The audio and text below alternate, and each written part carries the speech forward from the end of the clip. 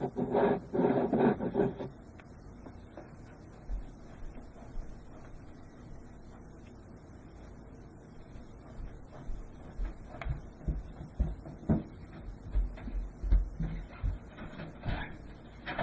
to the Today. Please come in. Thank you, everybody can sit down. Welcome to my secluded house. You can all make yourselves comfortable.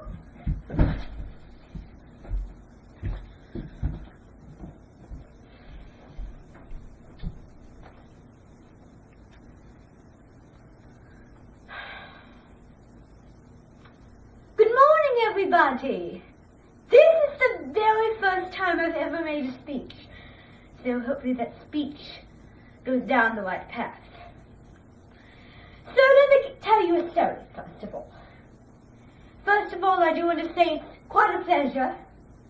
I'm kind of nervous, but also very excited. Now, I'm going to tell you a story. I have a new baby in the family. And his name is Toby.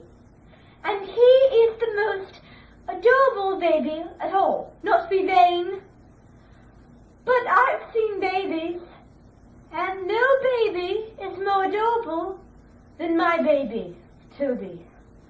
I love him deeply.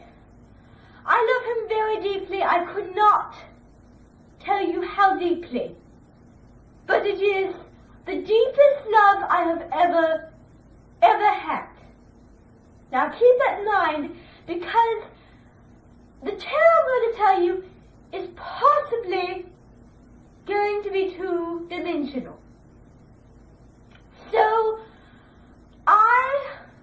yesterday evening I was at home, and I thought back, and I saw a video of when Toby was a baby.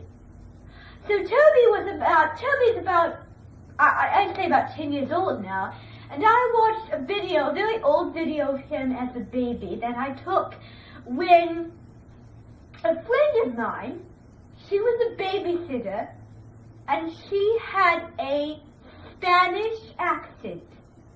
She actually spoke Spanish. That was her native language.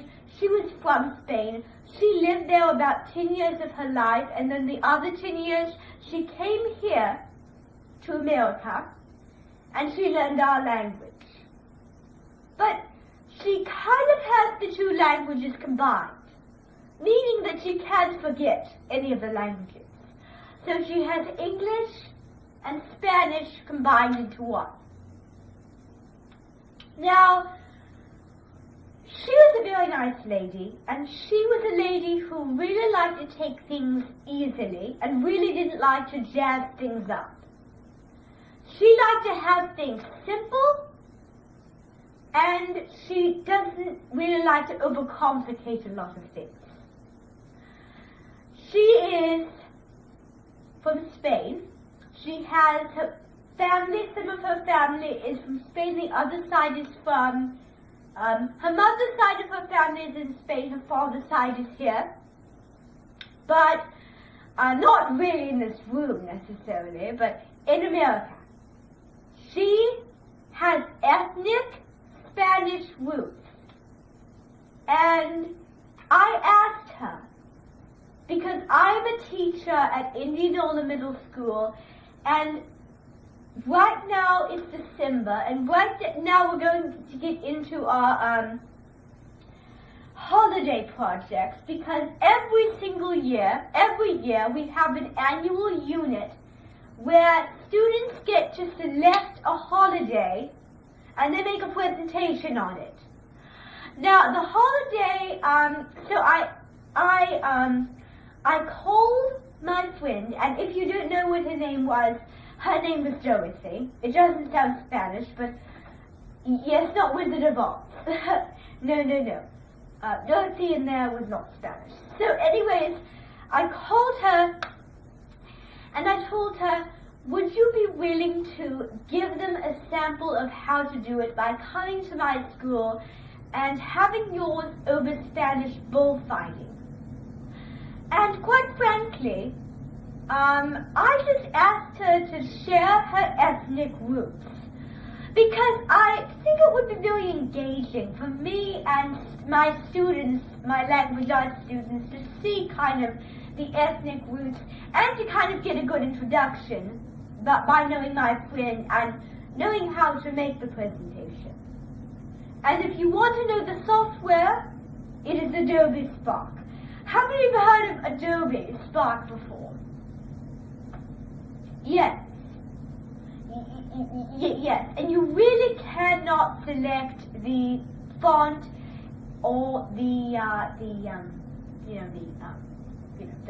color of the words, because Adobe Spark is a very upper level technology use. So, as I was saying, she came in and she did hers over Spanish bullfighting. And that really gave me an opportunity to see her ethnic roots like I've never seen before. Now, I've talked to her many times on the phone, but it was the very first time that it was engaging so that me and my students could actually see her. So, when she was about 5 years old, or around her 10 age, before she came to America, when she came to America, she was about 11, but one of her most favorite traditions in Spain, when she was living there, was bullfighting. She loved the power of bullfighting. She really liked the fierce bullfighting. Now, the point of that is that my friend is really respectful to nature. She knows that we're not the only living humans, and she really adores the bullfighting. Now, the bullfighting is really fierce, and that doesn't describe her personally, but she still loves it, and she's really amazed that the bulls can actually be trained to act in these kind of ways, the ways that we humans treat them, and the things that we want out of them, and that both we're fighting. Because sometimes, we like to have games, we like to fight, but so do bulls, and that's kind of what they have in common. So we like to fight, and bulls like to fight. It's just really amazing to see animals interacting with some fun games planned out by you-know-who, us. So, I actually, she was about, just recently, about 2 years ago, about 7 years ago, I went over to Spain, and I still remember. I remember every detail, and I saw the bullfighting, and I saw the bullfighting. I absorbed it, and then something came to mind. What came to mind was I wanted to write a children's classic story, because I really paid attention. I think I overanalyzed the whole bullfighting deal. I looked at how fierce the bulls were, and I thought, how do they act before the event? How did they act before the bullfighting? Were they ready to go in, or were they tame?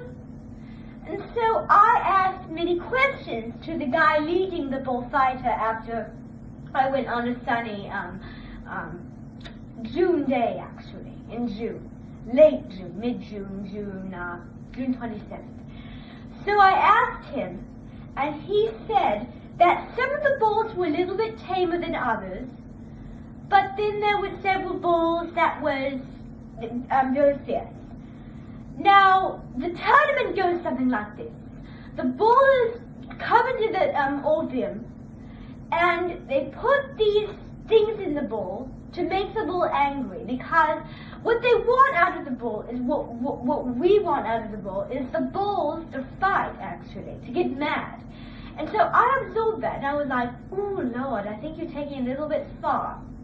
I was like, half of me was going, yes, I really want to see it. Then the other half of me was going, don't be rude to nature. But I didn't say it because the other feeling was stronger. So that's kind of my personal opinion. So I went there and I asked him, and then I came up with a story. that I wrote, a children's story. It is called Ferdinand. Because I observed how the bulls were fierce, and I wondered, I wonder what it would be like to have a bull that was very tame, because usually when you think of bulls, you think of really fierce creatures. Now what I'm thinking of is I'm thinking of a bull that is not fierce, that just likes to be lazy. And he has a life changer which goes down the wrong path, and then he's back where we started. So that's the idea of the story Ferdinand. Now, on the next break, and this is a story about a bull who just likes to just sit around and do nothing all day. And the other bulls are, he doesn't feel envious of the other bulls, because the other bulls, he feels lonely, because the other bulls are interacting and they're doing all this fun stuff, and they're, playing with each other, but not him. Because of how lonely he is, because, maybe he's smaller than the other. He's smaller than the other. So he doesn't like that. So all he likes to do is he just likes to sit under a tree, and he doesn't like to fight. He just likes to sit. He just likes to look around. He just likes to smell the flowers. Now, I'm going to read to you the story created by me. Barbara Eden, that's my name, and I'm going to show you kind of the story that I came up with, and I hope that you'll be amazed. Okay, so let's take an intermission.